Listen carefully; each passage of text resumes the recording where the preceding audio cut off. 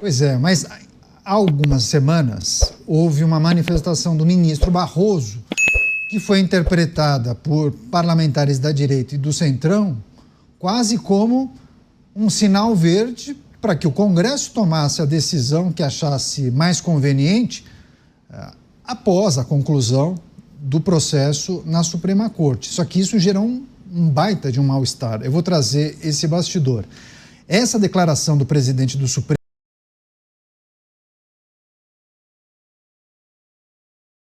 Luiz Roberto Barroso, e do senador Ciro Nogueira sobre a anistia, acabou provocando uma grande irritação entre os ministros da Suprema Corte. Dias atrás, Barroso afirmou que o perdão, após a eventual condenação de Jair Bolsonaro, seria uma decisão política, de competência exclusiva do Congresso.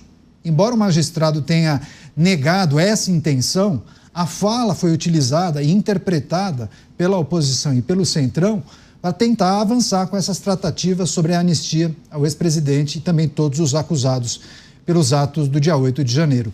Contrários a esse movimento, ministros do STF falaram com jornalistas da Folha de São Paulo e fizeram duras críticas a essa declaração do presidente da Corte, dizendo em reservado que seria um absurdo considerar perdoável um suposto ataque à democracia.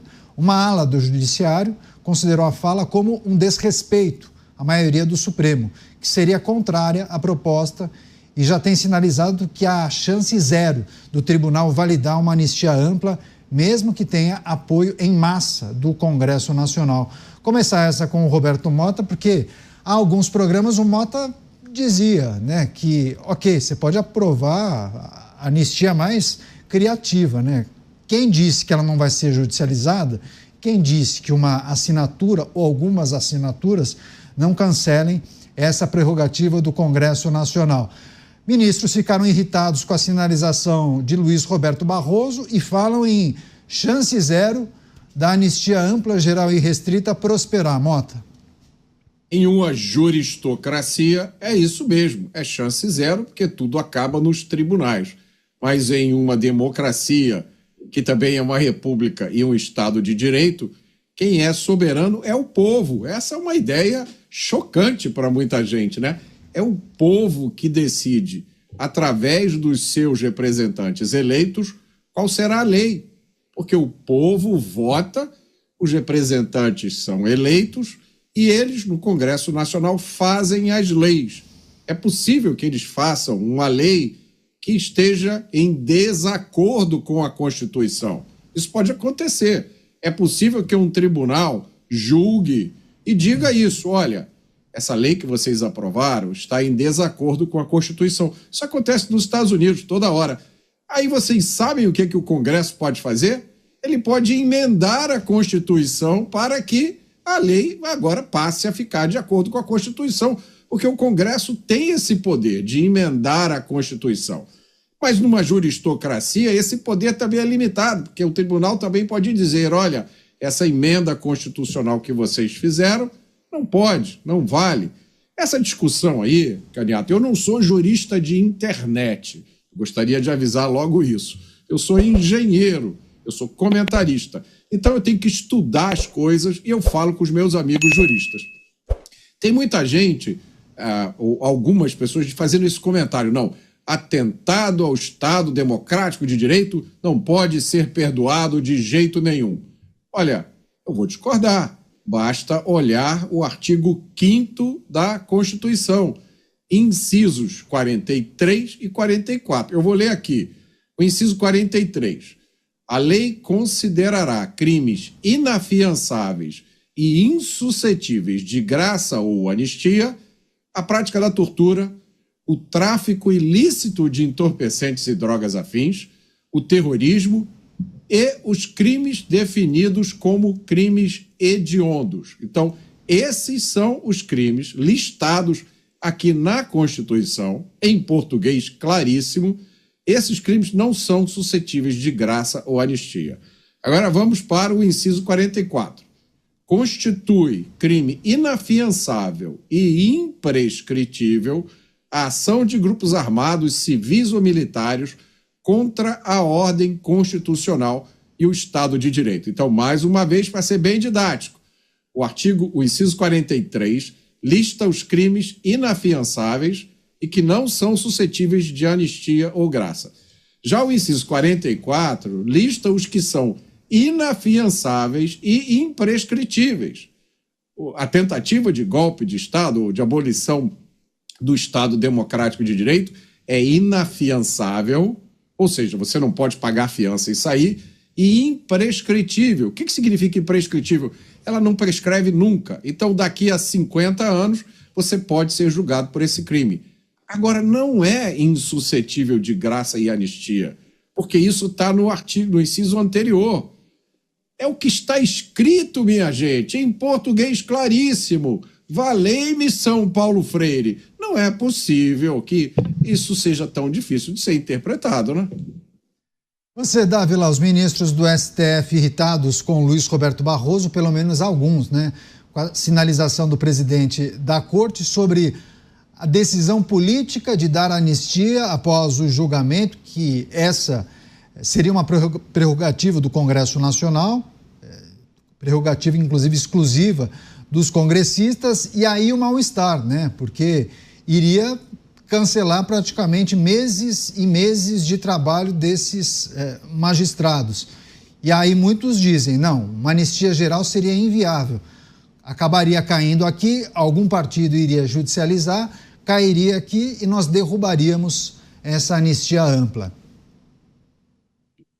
Caniato, esta é a reação de um poder judiciário que se transformou num poder político.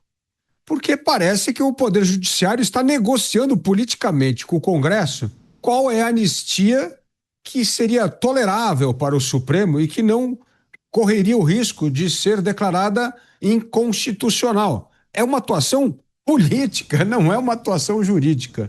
Então, este poder que foi autoconferido ao próprio Supremo, o Supremo se autodeterminou esse poder de que é a última palavra sobre qualquer legislação no Brasil, é um total absurdo, isso não está na Constituição. Aliás, o Mota tocou no preâmbulo da Constituição brasileira, que é o mais importante, é o artigo 1 da Constituição. A Constituição brasileira foi criada por causa disso. E nesse artigo 1 está dizendo que todo o poder emana do povo e dos representantes do povo. Ué, não emana do Supremo. O Supremo não é o poder máximo da nação. Isso não está na Constituição. Então, assim, os representantes do povo querem aprovar uma lei e aí chega na última instância, que hoje é o Poder Judiciário, e decide que aquela lei não vale. Ela é inconstitucional. Tudo é inconstitucional. Ou seja, é uma usurpação total do poder. Agora, isso só existe no Brasil, na Suprema Corte brasileira. É a nossa jabuticaba. Não existe nenhuma Suprema Corte do mundo. Porque em qualquer outra Suprema Corte do mundo, primeiro, os juízes só falam nos autos. Não tem essa história de tomar cafezinho, participar de festa, churrasco com líder empresarial, líder do Congresso, dar entrevista. Isso não existe em nenhuma Suprema Corte do mundo. Então, o que acontece? Essa é uma Suprema Corte que juiz fala que nem tagarela. Juiz participa de negociação política e juiz tem a última palavra sobre todas as leis que são aprovadas no Congresso Nacional. É um absurdo total. Isso não está na Constituição. Então, o que acontece? Este mal-estar é o mal-estar de uma corte que se tornou política e deixou de ser a guardiã da Constituição. Vou passar para o Beraldo, mas também um debate aqui no nosso chat. O Fábio Wenger Kiewicz, STF não tem que ter opinião, tem que cumprir a Constituição Federal. Quer ter opinião? Vira congressista, simples assim. E aí, do outro lado, o Vilmar Caldovino. Os presidentes escolheram os ministros do STF que foram referendados pelo Senado. O STF não é inconstitucional. Você, Cristiano Beraldo, a irritação de alguns ministros com a fala de Luiz Roberto Barroso e depois a tentativa de corrigir. Bem, não foi minha intenção, não quis dizer exatamente isso. Pois é, Caniato, Luiz Roberto Barroso agora tem mais a perder do que a ganhar, permanecendo no Supremo Tribunal Federal. Ele, com o seu próspero escritório de advocacia, já vai muito bem, obrigado, com vários bens no exterior, sobretudo nos Estados Unidos, onde tem apartamento, escritório, seu filho trabalhando num grande banco brasileiro em Miami. Então, a sua vida estava muito bem organizada até que o Supremo Tribunal Federal entrou em rota de colisão com o governo norte-americano. E aí essa festa acabou. Visto revogado, o próprio filho teve que abrir mão do trabalho que exercia na cidade de Miami e a vida ficou complicada. Como o exercício do cargo de ministro do Supremo Tribunal Federal, assim como também o exercício de um cargo de ministro de Estado, não é mais exercido no Brasil como um sinal de grandeza, mas sim como um sinal de prosperidade, uma oportunidade de prosperar, aí realmente a conta que se faz é diferente daquela que a gente idealiza.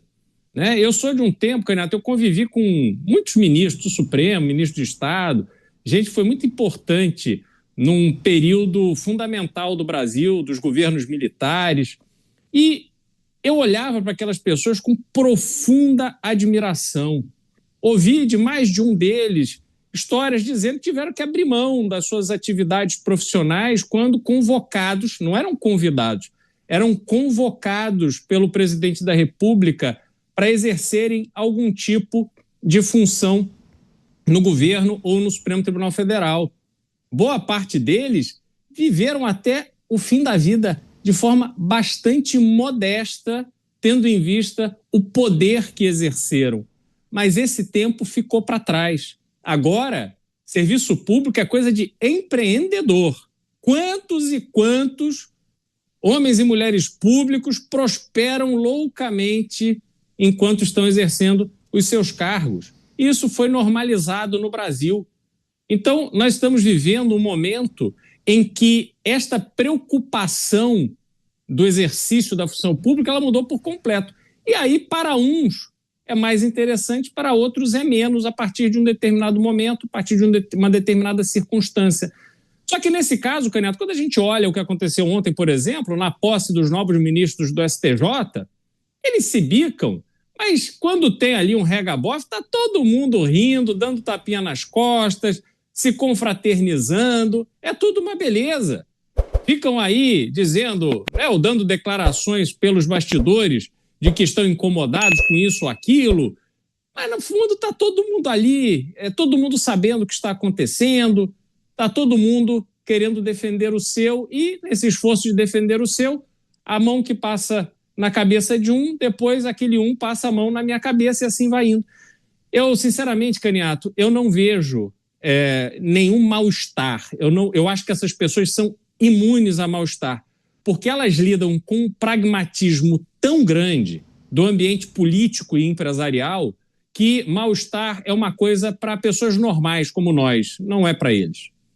Pois é, e aí nessa reportagem, que naturalmente a jornalista conseguiu colher informações sem revelar o nome dos atores envolvidos, ela indica que um magistrado da Suprema Corte fez a seguinte avaliação. Ele disse que, do ponto de vista jurídico, não haveria nem mesmo impedimento à anistia antes da decisão da Corte, como afirmou Luiz Roberto Barroso. Então, o ministro do STF fez uma reflexão sobre a possibilidade de aprovação da anistia e diz ele que não haveria nenhum impedimento na aprovação da anistia antes da decisão da Corte. Então, é importante esse posicionamento.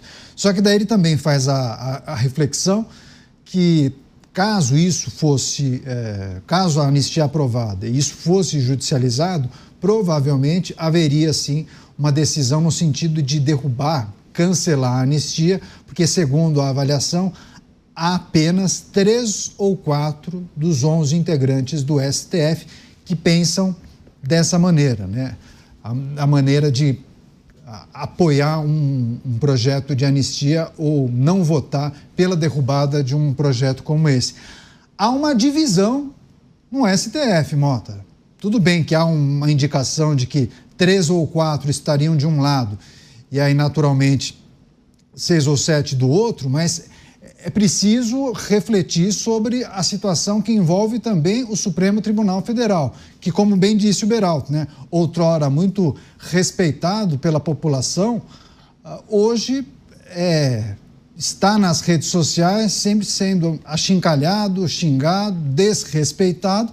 Eu acho que os ministros também não gostam de estar em uma situação como essa. Talvez, inclusive, justifique esse posicionamento até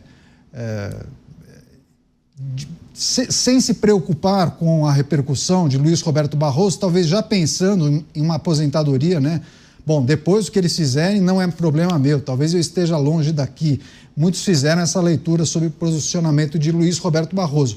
Mas há uma cisão no STF. No que isso vai dar, poucos sabem cravar o que pode acontecer, né, Mota? O que preocupa, Caniato, é que se houvesse uma cisão em relação a uma questão jurídica, isso é normal.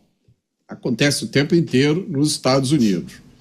Agora, uma cisão em relação a uma questão que diz respeito às coisas mais básicas do funcionamento de uma democracia, de uma república, aí é preocupante. Vamos supor que essa declaração seja verdadeira. Então, você tem uma pessoa lá que tem consciência de que a questão da anistia é uma questão política, como eu digo aqui todo dia, né? Sim. Eu tive um momento de pequena alegria aqui quando eu escutei o que você disse, porque é o que eu digo todo dia aqui, né? A anistia é uma questão política, não é uma questão jurídica. Então, existe alguém lá que tem consciência disso. Provavelmente não é um só, são vários. Como é que essa visão pode conviver ao mesmo tempo com uma outra visão que diz o seguinte: não, pode ser questão jurídica, mas não vai passar porque a gente não quer. É muito difícil para o cidadão brasileiro que passa a vida inteira sustentando esse Estado, paga quase metade de tudo que a gente ganha, vive em uma incerteza eterna sobre o que pode e o que não pode nesse país, vive com medo do crime, vive com medo da regulação, vive com medo agora, com medo da censura, preocupado, será que eu posso ir ou não em uma manifestação? E a gente sempre se pergunta, principalmente, eu me pergunto, eu acho que os meus colegas também, a gente está aqui todo dia olhando as notícias, fazendo um comentário, e tem hora que a gente se pergunta, não é possível que sejamos só nós que enxergamos isso? Não é possível que no Estado brasileiro não existam pessoas que enxerguem o que a gente está enxergando?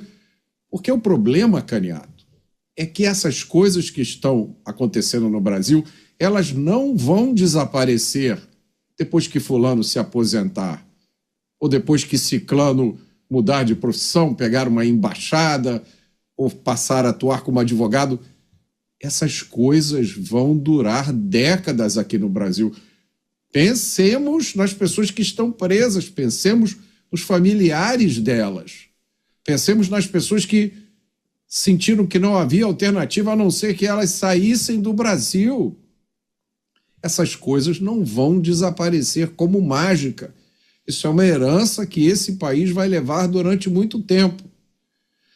Então, quando a gente se vê diante de uma notícia dessas, o primeiro sentimento que eu tive foi de alívio, pensando, caramba, a ficha está caindo, a consciência está chegando das coisas que estão acontecendo, da gravidade de tudo que está acontecendo. Agora a gente tem que esperar o desenrolar dos acontecimentos, né, para ver se essa consciência vai se alastrar ou se foi simplesmente um fósforo aceso na escuridão que já vai se apagar e nós vamos voltar para o escuro de novo.